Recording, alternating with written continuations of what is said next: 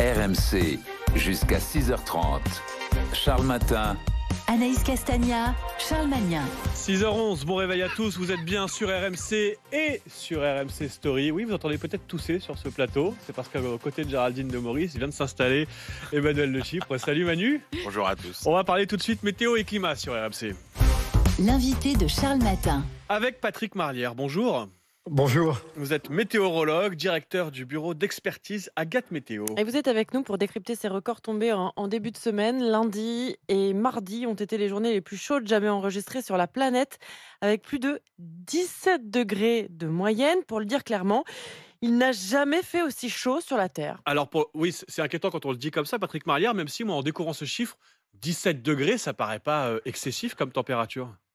Non, mais c'est une moyenne sur l'ensemble de la planète. Donc, vous imaginez bien que autour du centre de la planète, eh bien, les températures étaient bien plus élevées. Donc, c'est une moyenne qu'on n'a jamais atteint. Donc effectivement, il y a beaucoup d'inquiétudes, car peut-être c'est les premiers records que l'on vient de battre ici en ce début juillet. Ça ne fait que commencer, et comme le phénomène El Niño s'installe, eh bien, on est amené à voir ce record éclater dans les semaines et les mois à venir. Oui, parce que déjà en juin, les températures avaient atteint des records pour la période. On a beaucoup parlé aussi de la sécheresse. En fait, on craint que la situation ne cesse de s'aggraver. C'est ça, Patrick Marlière?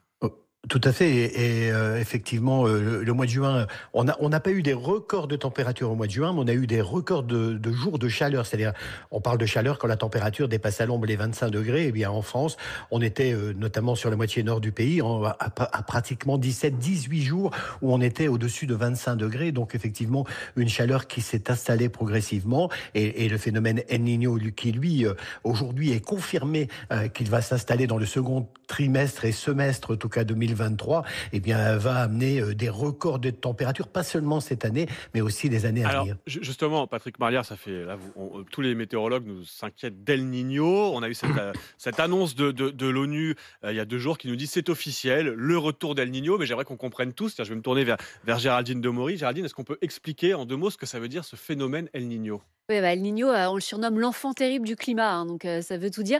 Déjà, c'est un phénomène qui est naturel, hein, qui revient tous les 2 à 7 ans en moyenne. Hein. Le dernier, c'était en 2016.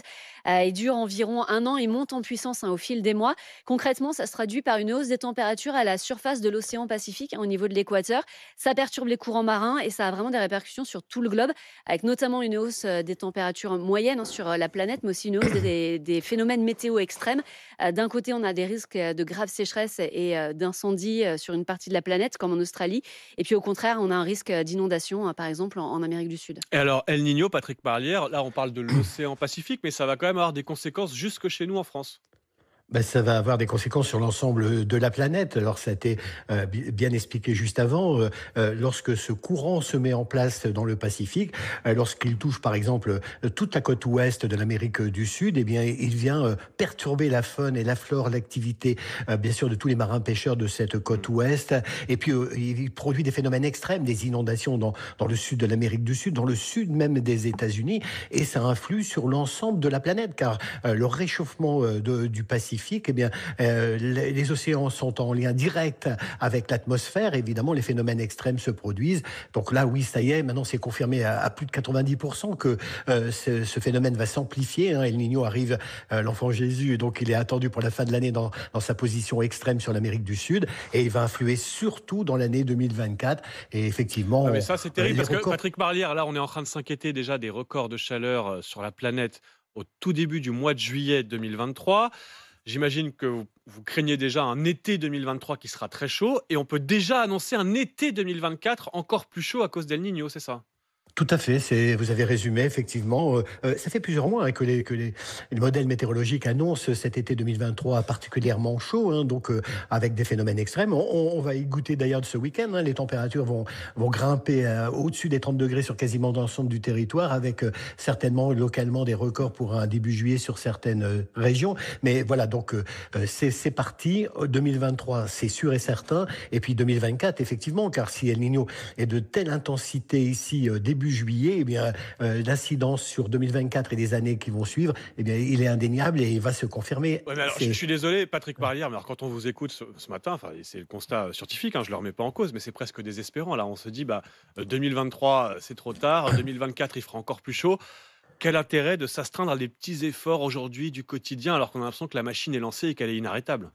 Ben, il faut, par nos efforts, essayer de faire que c'est l'ensemble de la planète. Alors, la sirène d'alarme, hein, c'est pas d'aujourd'hui, hein, ça va faire 20 ou 30 ans que les scientifiques du CNRS. Mais est-ce que c'est trop tard? C'est ça la question ce matin. Bah, c'est trop tard. Si effectivement, c'est pas forcément trop tard. Si vraiment on prend des, moi je prends toujours l'exemple du trou de la couche d'ozone. Quand l'ensemble de la planète a été menacé par ce phénomène, là on a pris des décisions d'arrêter les gaz qui produisaient ce phénomène. Là aujourd'hui, on sait que c'est le CO2, donc évidemment, mais on va pas passer par exemple de l'automobile avec les carburants que l'on utilise aujourd'hui à du tout électrique du jour au lendemain. Donc ça peut pas se faire malheureusement sur très très très rapidement. Donc il va falloir subir évidemment les aléas climatiques. Oui, voilà, c'est ça. La transition va prendre du temps, mais El Niño est déjà là. Emmanuel Le Chypre a une question. La prise de conscience, ça peut venir de nos assiettes aussi, hein. C'est-à-dire qu'il ne faut pas oublier l'impact aussi sur toutes les productions agricoles de ce phénomène. Et vraiment dans le monde entier, ça va impacter les récoltes de céréales, ça va impacter les récoltes de café, ça va impacter l'élevage, ça va impacter tous les produits de la pêche. Et donc c'est tous les consommateurs du monde entier qui vont avoir une répercussion d'El Niño dans leur assiette. Oui, c'est-à-dire qu'avant même d'avoir chaud l'été Oui, prochain, c'est ça. on va le Au-delà payer du dans nos problème de assiettes. la température, confort, inconfort, précipitation, etc. Et je rajouterais juste que oui, effectivement, le réchauffement, il est là, ça c'est indéniable, mais chaque petit degré qu'on arrive à économiser, c'est quand même toujours ça de gagner. Donc il ne faut pas Oui. se dire que voilà, on peut rien faire. Oui, non, c'est C'est important quand de le même dire ça, parce voilà. que c'est vrai qu'en faisant le constat ce matin, je vous remercie d'ailleurs Patrick Parlière d'être venu le faire en direct ce matin avec nous. Il y a de quoi être un peu découragé, mais non, il faut pas lâcher les efforts, c'est ce que nous dit Géraldine. Merci Patrick Parlière. Je rappelle que vous êtes météorologue, directeur du bureau d'expertise Agathe Météo. Merci d'être venu décrypter avec nous ces records en ce moment. Et cette chaleur à laquelle on ne va pas échapper avec le phénomène El Niño. C'était important de l'expliquer ce matin en direct sur RMC. Il est 6h18. Tout de suite, vos deux rendez-vous. RMC, Charles Matin. Rendez-vous économie d'abord avec Emmanuel Le Chypre. Vous l'avez entendu. Le chiffre du jour dans un instant. On n'est pas si loin du sujet El Niño, puisqu'on a une mauvaise nouvelle sur les prix des assurances qui ont augmenté plus que prévu. Et ils ont augmenté plus que prévu, notamment à cause des incidents climatiques plus coûteux que prévu. Et ben voilà, une autre conséquence du réchauffement climatique à laquelle on ne pense pas forcément. On va en parler dans le chiffre du jour dans un instant. Et puis ensuite, ce sera la Story Sport. Bonjour Cédric Dandeville. Bonjour à tous, c'est quoi l'émission ce matin? Charles Matin. Ah, alors je suis désolé, on va changer, ça va venir Bartoli Time. Ouais, c'est comme ça. C'est comme vrai, je ça, crois on qu'on va a- fêter les 10 ans de la victoire de l'ancienne joueuse au tournoi de Wimbledon. Mais oui, c'est l'événement aujourd'hui, cet anniversaire. Un avant-goût tout de suite dans la Story Sport sur RMC. RMC jusqu'à 6h30. Charles Matin.